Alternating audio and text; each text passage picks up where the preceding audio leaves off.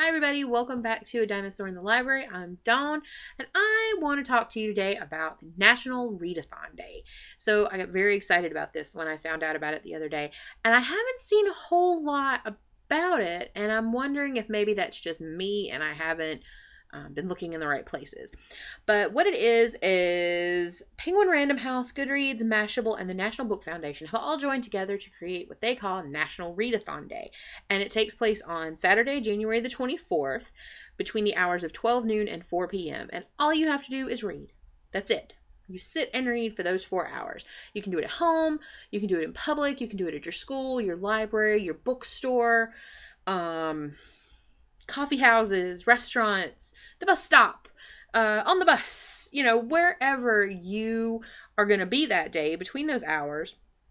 And you can't, if you can, because I know if you're working, most people cannot read and work at the same time. It is unfortunate, but, if you can't, then just read whenever you can that day. I don't think that there would be a problem with that. I think the idea is just to draw attention to reading and draw attention to literacy. And as the website, which I will link below, by the way, because they have an FAQ and a lot more information about different things you can do for this day. And if you happen to be a bookstore owner, they have a way you can sponsor a party or something like that, I think. It's awfully close to the date, but maybe you can still do something cool. I don't know. But as they point out, 40% of American adults still struggle with literacy and are at a very basic or just below basic reading proficiency. And 14% are completely illiterate. And that is a heartbreaking statistic to me. Until my course load and homework became too much in this program, I was a local literacy volunteer. So I went every week and tutored adults with below proficient reading levels in reading and math and different things like that for the GED and just general literacy. And I really loved it, but my course load just made it a little too much. And it's just, so as someone who loves books and loves reading and who knows how much reading has enriched my life and has honestly saved my life at several points, it just kills me to know that there are people out there who struggle with literacy and who not only just don't have the magic of reading in their lives, but also struggle to have everyday basic things happen and needs met just because they can't read at a level that society expects. So of course this makes trouble with jobs. It makes things really hard to do anything. I mean, just imagine if you got up in the morning and you had to, go to the doctor and go to the pharmacy and then go to your job, how much problem you would have by not being able to read and understand all of the materials put in front of you. And, of course, a readathon like this isn't going to solve the problem of low literacy. And it's not going to suddenly make everyone that sees you read pick up a book, but maybe it'll make somebody pick up a book. You never know who's looking.